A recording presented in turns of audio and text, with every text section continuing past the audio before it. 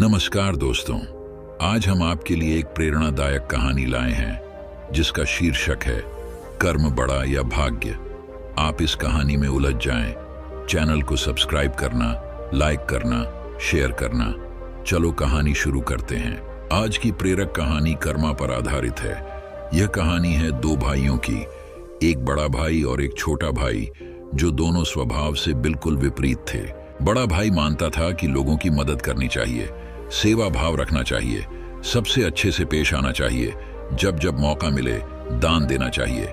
छोटा भाई मानता था कि जीवन एक ही बार मिलता है, इसलिए उसे खुलकर जीना चाहिए। जो भी मन हो वह करना चाहिए। नशा हो, डांस बार जाना हो या और कुछ भी जिससे खुशी मिले, वह हर काम करना चाहिए। दोनों भाई अपनी अपनी मान्यताओं के हिसाब से अपना जीवन व्यतीत कर रहे थे। बड़ा भाई जो भी कमाता उसमें बड़ी मुश्किल से गुजारा कर पाता था, क्योंकि वह जब भी मौका मिलता दूसरों की मदद करता था। वो सत्संग सुनने जाता, मेडिटेशन करता, वो जितना हो सके उतना सादा जीवन जीने की कोशिश करता। छोटा भाई गलत रास्ते और गलत तरीके से ज्यादा धन कमाता और अपनी हर इच्छा पूरी करता। दारू सिगरेट पीता, नाचने वालियों के पास जाता, जितना संभव हो उतना ऐश करता।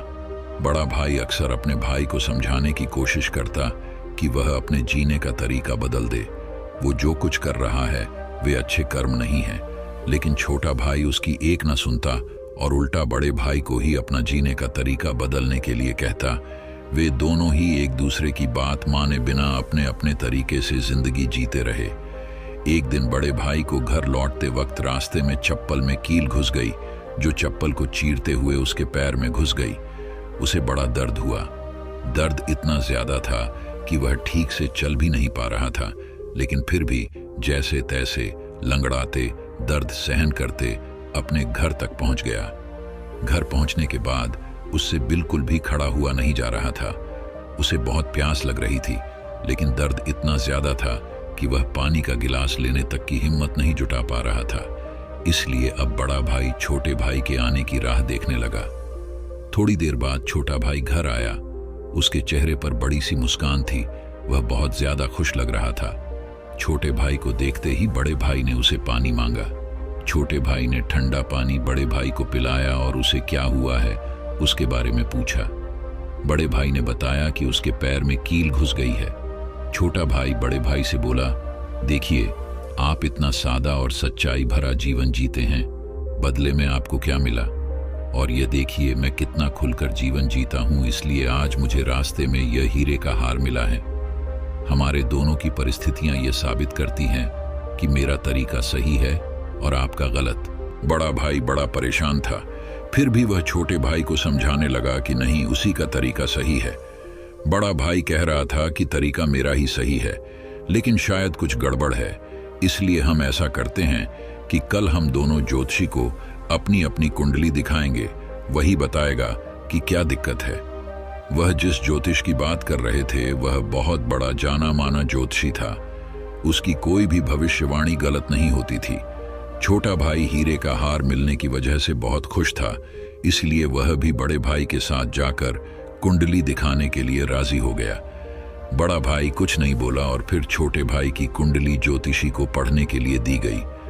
उसकी कुंडली देखते ही ज्योतिषी खुशी से बोल पड़ा, यह बहुत अच्छी कुंडली है, इसमें तो राजयोग लिखा है, यह जरूर अब तक मंत्री बन गया होगा। दोनों कुंडली दिखा देने के बाद दोनों भाइयों ने ज्योतिषी से कहा कि यह दोनों कुंडली उनकी है और आपकी भविष्यवाणी गलत है, क्योंकि ना ही बड़ा भाई अब तक मरा है और ना ही छोटा भाई मंत्री बना है। ज्योतिषी ने दोनों से कहा कि मैं कुंडली पढ़ने में गलत हो ही नहीं सकता। हाँ, अगर तुम्हारे कर्म कुछ ऐसे हो तो तुम्हारी कुंडली में लिखा बदल जरूर सकता है। ज्योतिषी ने पहले बड़े भाई से और बाद में छोटे भाई से उनके जीवन जीने का तरीका और वह कैसे कर्म करते हैं उसके बारे में विगत से जाना। ज्योतिष ने दोनों को समझाते हुए कहा कि मेरी पढ़ी हुई कुंडली गलत नहीं है, ये बड़े भाई के अच्छे कर्म है जिसने उसको कुंडली में लिखे मौत की जगह सिर्फ एक कील का दर्द दिया। अगले सुबह दोनों भाई अपनी अपनी कुंडली लेकर उस ज्योतिषी के पास पहुंच गए। बड़े भाई ने अपनी कुंडली ज्योति को दिखाई।